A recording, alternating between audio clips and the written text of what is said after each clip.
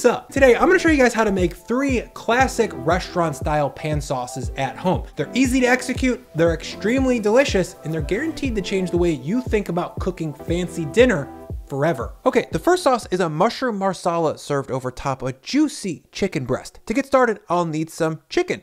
For this dish, I want skin on chicken breast. And for me, the only way to get that is to buy what's called a split breast. It does have the skin that I'm looking for, but it also has the breastbone, which is unfortunate. So to get it ready for the pan, I'll just slide my knife along that bone to remove it. That's simple enough. And then I'll also skim off the tender because that'll make the breast too thick to cook evenly in a saute pan. Next, I'll give both sides a generous dose of salt and then set a timer for 10 minutes. This extra time is gonna allow the meat to come up to room temperature, which helps it cook faster and more evenly in a saute pan. And it'll give us a quick dry brine, which will help the meat hold onto its moisture when cooked with high heat. While that sits, let's prep the pan sauce. First up, mushrooms. I've got about 7 large baby bellas here, and to prep them, I'm just gonna dice them into a medium-sized chunk like this. In total, I'll need 100 grams. Next, I'll grab some shallots. Fancy restaurants use shallots in their sauces because they have a beautiful, delicate onion flavor, but if you can't find them, I would say sub in a red onion. Just make sure that it's really finely diced like this. Next, I'll grab 3 cloves of garlic and just give those a quick smush with my garlic press.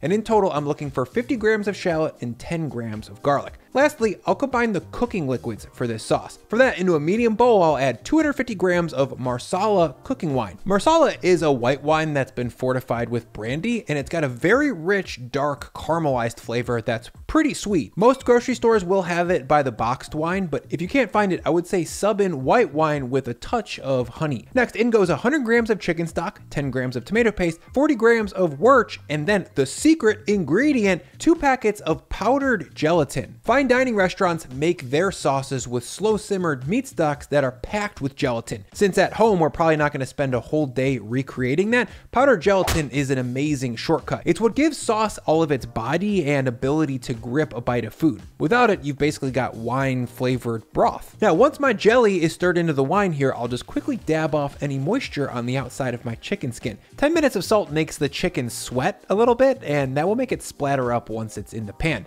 Speaking of pan, I'll grab a 10-inch stainless steel saute pan and drop it on the stove over medium-high heat. For pan sauce, I think stainless steel is the only true path. Cast iron pans are overly reactive and make sauce taste metallic, and nonstick pans don't allow us to develop the backbone of a pan sauce, fond. More on that in just a second. For now, I'll add in a long squiggle of high smoke point oil. I'll spread that out in the pan. Then I'll carefully lower in my chicken fillets skin side down. You'll notice that as I drop these, I'm holding them into the pan for 5 to 10 seconds so that the skin can get full contact. If you don't do that, the skin will contract really quickly, leaving a large amount of the pan side meat unprotected from the ripping heat of the pan. That'll dry things out. And once they're all secured in place, I'll saute them for 5 to 6 minutes over medium to medium high heat. And after about 6 minutes, my breast meat is cooked about 70% of the way through, so I'll check on my skin. And it's looking real crispy and well browned. Ooh, wow.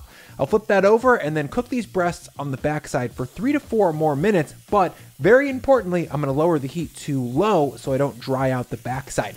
We really wanna cook these gently from this point forward. And after about 10 minutes of cook time, this chicken's at about 150 F. So I'll pull it off the heat, drop it onto a plate, and then tent it with foil while I make my pan sauce. Back at the stove, you can see this pan is all gunked up with chicken stuff. That's called fond, and it's basically meat concentrate left behind from the searing chicken. When you deglaze that into a sauce, it's very good. Now to start building this sauce, I'll add in a couple pads of butter, then my diced mushrooms, and a small pinch of salt to help draw out their moisture. Now a quick stir with my spatula to mix things up. No, wait a minute. For pan sauces, a spatula is the wrong tool. What I want is a wooden spoon. The wood spoon is infinitely better at scraping fond off of pans than a silicone spatula. That's much better. As these mushrooms cook, they're going to release some of their water, and that will help provide a little bit of moisture to help deglaze all that fond. And once these mushies are softened slightly and just starting to take on a little color, I'm going to add in my shallot and garlic and then stir everything to combine. From here, I'll just fry that up while scraping things down with the wooden spoon, and once the shallots are softened like this, I'll come back and properly deglaze this pan with my cooking liquids. Using my wooden spoon, I'll just scrape that fond one more time, and now all that delicious browned chickeny-ness is dissolved into this wine. Next, I'll just bring that up to a ripping simmer and reduce for 7 to 10 minutes. 7 to 10 minutes later, the bubbles have gotten quite large, the mushrooms and shallots are fully tender, and when I push my spoon through the sauce, it leaves a long and lazy trail behind it like this. Now to finish, I'll lower the heat to low, then add in 50 grams of cold butter. Cold butter is much easier to emulsify with hot sauce than room temperature. Plus, it makes the sauce silkier and smoother. Once the butter is all stirred in, I'll serve it atop my seasoned, seared, and rested chicken breast. This is really where you can see the beauty in this sauce, you guys. Its viscosity is literally perfect. It bathes the meat. It doesn't smother it. That's thanks to the gelatin.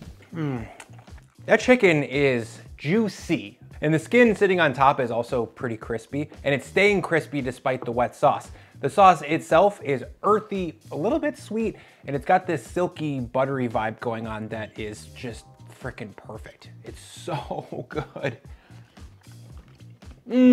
Next up, a tarragon mustard cream sauce for an unctuous pan-seared pork chop. To get started, I'll need 2 6-ounce boneless chops. Just like for the chicken breast, I'll season both sides liberally with salt and let it sit for 10 minutes to come up to room temperature and to catch a quick dry brine. While I wait, again, I'll brunoise, or very, very small dice, 50 grams of shallot and then press 10 grams of garlic. This time around, I'm also gonna mince 5 grams of fresh parsley and chop 2 to 3 grams of fresh tarragon. I'm also gonna prep my cooking liquid. This time, my alcoholic base is gonna be 250 grams of dry white wine.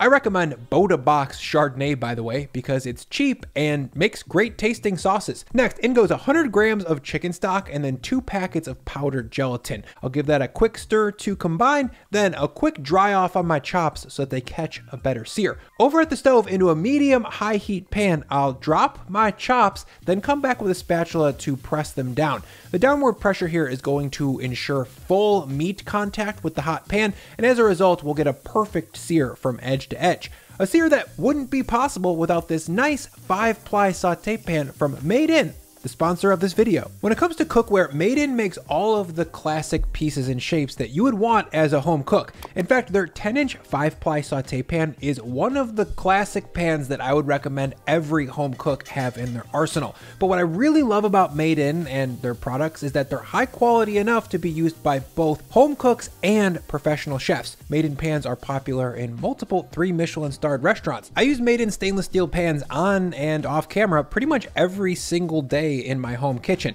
Their stainless clad pans are crafted in Italy and are made of premium 5-ply stainless steel that is used on both the bottom and the sides of the pan, meaning that you get great heat retention and very even heating. That's crucial. The pans go from the stovetop to the oven up to 800 degrees, and the curvature of the walls of the pan come with this nice rolled rim that's tailor-made for getting a deep sear on your meats or pouring off that pan sauce that you just work so hard to get right. Right now, you can check out the entire stainless collection and Made In's other cookware on their website. But before you buy it, make sure to use my link in the description below so that you can save a few bucks on your order. Back at the stove, after 6 minutes of searing, you can see these chops have a beautiful golden brown sear.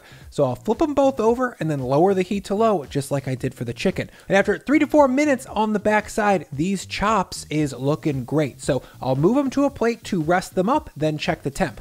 I'm looking for 135 aft. That's gonna have just a touch of pink in the middle and be close to medium well. Now I need to turn this pork fond in the pan into a cream sauce. To do that over medium heat, I'll add in a little bit of butter, just like I did before, then my shallots and garlic and a little pinch of salt. I'll fry all that together for about 2 to 3 minutes while stirring and scraping with my wood spoon to start loosening that fond. And once things are softened like this, in goes my wine and gelatin mix. From here, I'll bring that up to a hard simmer and scrape up the rest of the fond. Now, I'm gonna reduce this wine for 6 to 7 minutes or until the bubbles grow to about the size of a pea. And when I pass my spatula through it, it leaves a little trail. That looks perfect. Now over low heat, I'm gonna add in 25 grams of coarse grainy mustard, 40 grams of heavy cream, 5 grams of chopped parsley, and 2 to 3 grams of chopped fresh tarragon. I'll just stir that to emulsify the mustard and the cream together, and then reduce this for about 1 more minute. The final texture should be thickened, but not gloppy, and the final flavor should be bright, rich, and sharp from the mustard. To serve, I'll drizzle atop my well-rested pork chop And by the way, if you're looking to make this into an entree, I'd say throw on some garlicky green beans and a little potato gratin if you've got the time. Now, let's give it a taste. That tastes like you're in a French restaurant. It's got some bright, light acidity from the mustard and the white wine. It's very creamy, but not heavy, and just perfectly balanced. Fancy.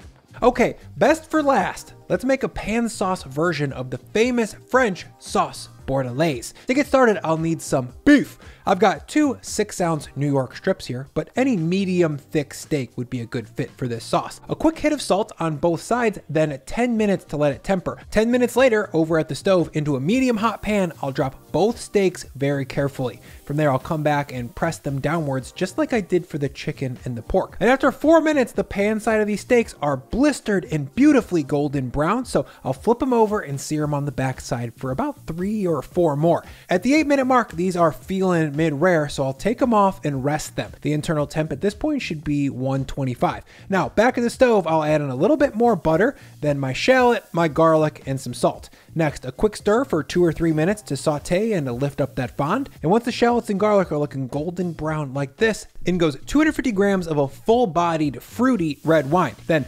42.5 grams, or just a whole package, of store-bought demi-glace. Demi-glace is basically very, very gelatinous meat stock made from roasted bones that's been reduced until it's almost a paste. It's like the original bouillon. If you want to know how to make it, I'll link to a video down below where I show you how to do it with chicken bones. But I'm guessing that you're not going to make it, so the next best thing would be to buy some respectable pre-made stuff. This demi-glace gold brand is quite good and widely available at specialty grocery stores or online. Affiliate link below if you want to check it out. And once I've got this demi and wine stirred together and the rest of the fond scraped up, I'm going to reduce this sauce until the bubbles are big and my spoon leaves a trail. Now to finish this over low heat, I'll add in a little bit of chopped fresh thyme, 12 to 20 cranks of cracked black pepper, and then finally 50 grams of cubed cold butter, and I'll just use my spoon one last time to swirl that in. As it melts, the sauce will develop a dark mauve color with a beautiful opaque sheen. And there we go, the pride of all European sauciers, bordelaise. Use it, abuse it, and enjoy it. It's very straightforward to make and should be in every competent home cook's toolkit. Wow. Wow. I really hope you guys put at least one of these sauces to work sometime soon. They're decadent, they're rich, and they're exactly what you would get at a fancy restaurant full of trained chefs. And if you wanted to check out more restaurant style food that you can make at home, check out this video for pan roasted chicken with demi-glace. Let's eat this frickin' thing.